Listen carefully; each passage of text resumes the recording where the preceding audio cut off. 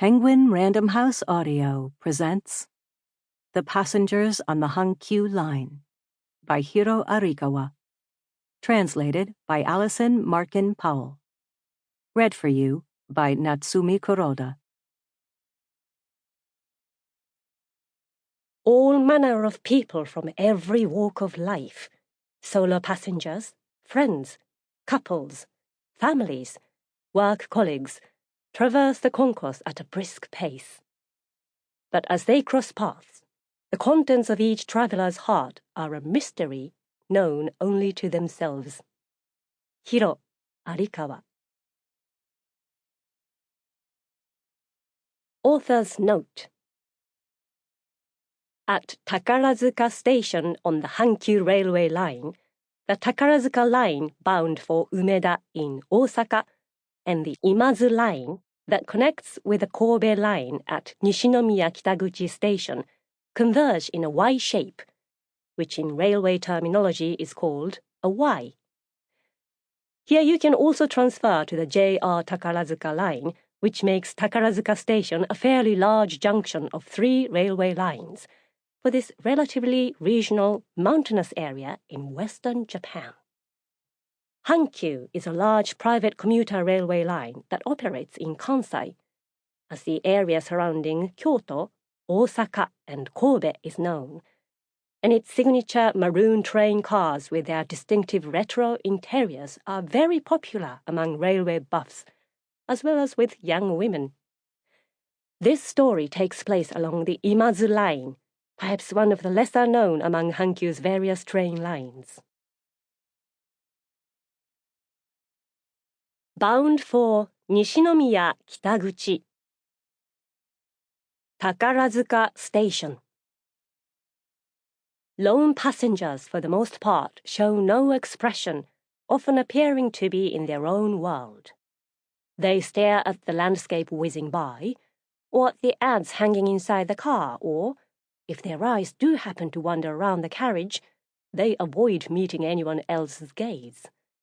Otherwise, they pass their time on the train in the usual ways, reading a book or listening to music or staring at their mobile phone. That is why a person alone without any kind of distraction, looking animated, is very conspicuous. On this particular day, the young woman who got on at Takarazuka Station and sat next to Masashi looked familiar, or at least he recognized her. If you were to transfer from the Imazu Line to the Takarazuka Line and ride one stop to Kiyoshi-Kojin Station, you would find Takarazuka Central Library. In the 5 years since Masashi had started working in an office, he would visit this library every 2 weeks or so. He did like to read, and sometimes he had research to do for work. But on days off when he didn't have plans, and since he didn't have a girlfriend, there wasn't really much else to do. So Masashi was enough of a regular that he soon got to know the library staff, as well as a couple of the other patrons. Enough to recognize when that pesky old guy was giving the librarian a hard time again, and so on. He remembered the young woman with the long, neat hair, because he had once lost out to her in the scramble for a book. It was a buzzy new book that happened to be back on the shelf. This was only about a month after it had been published, so it seemed pretty lucky. In an instant, Masashi had reached for the book, but just as he did so, another hand suddenly snatched it away. With a frown, he looked round to see who had nabbed the book. An attractive young woman, and so any impulse to complain vanished. Men are weak. The young woman seemed unaware she had just snatched the book. She had not even seen him. Masashi watched, following after her for a few minutes, but gave up once it was obvious she was not letting it go. At the time, the young woman had been carrying a canvas tote bag featuring a certain internationally recognizable mouse. He had found it a bit childish for someone her age, But then again, maybe it was the sturdiest bag she owned, or one that she didn't care if it got ruined. When lugging around the maximum number of books you could borrow from the library, a flimsier or more tasteful bag would soon get damaged. Which meant that she must come here pretty often. His assumption was right on the money. Since he came to the library fairly often himself, he started noticing her there more frequently. He'd spot her by her bag, emblazoned with the image of that mouse, its mouth wide open in a smile.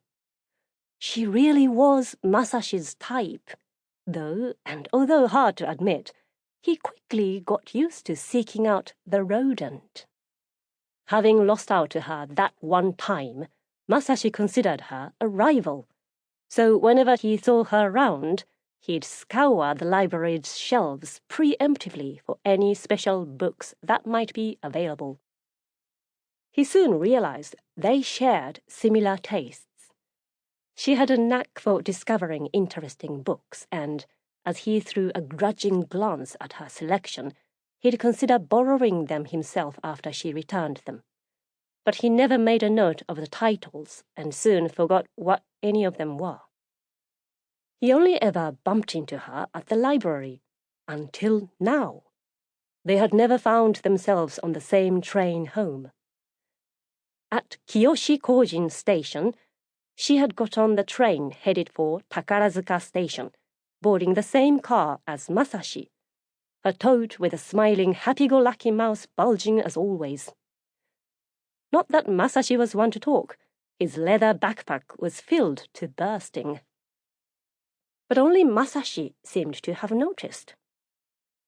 At Takarazuka Station, where the train terminates, there are 3 options: leave the station, or transfer to the JR line, or to the other train line for Nishinomiya Kitaguchi, known as Nishi-Kita. No way, she can't be heading for Nishikita, he thought. But as their train pulled into the station, her gaze was locked on the opposite platform. And sure enough, as soon as they arrived, she scurried over towards the train that was sitting at the platform across the way. On weekends, due to the popularity of the Hanshin racecourse at Nigawa, all 4 tracks would often be occupied with trains for Umeda and Takarazuka, and Nishinomiya Kitaguchi and Takarazuka, respectively, sitting opposite each other, so the transfer time was minimal. The same track, even? His eyes followed her with vague annoyance, and he decided to travel in a different carriage. It was pretty crowded, but the books he had taken out from the library were heavy, so Masashi made sure to score one of the empty seats. Just then, the internal door connecting the cars opened, and who should appear but the young woman herself? Not many empty seats, she seemed to be thinking, swaying as she made her way down the carriage. There were still a few empty seats. Without hesitating, she took the closest one next to Masashi. Such a strange series of chance encounters, overlapping like Jenga pieces, even if Masashi seemed to be the only one aware they were 2 players in a game. Masashi hastily pulled one of the books he'd borrowed from his backpack. As he began flipping through the pages, the young woman beside him made an odd motion. The famous mouse tote bag, heavy with books, still on her lap. She had swiveled her body around to see fully out of the window. She was now turned towards Masashi, so he had a full view of her face without even trying. She was smiling and looking down at the scene below the elevated railway tracks. What is it? Masashi peered down below too. The train was going over the iron bridge that spans the Mukogawa River. Huh? The sound came out involuntarily. On a sandbank in the river, just before they reached the other side of the iron bridge, not small by any means, but rather taking up almost the entire area above the waterline, someone had written a character. or not written so much as assembled. Sample complete. Ready to continue?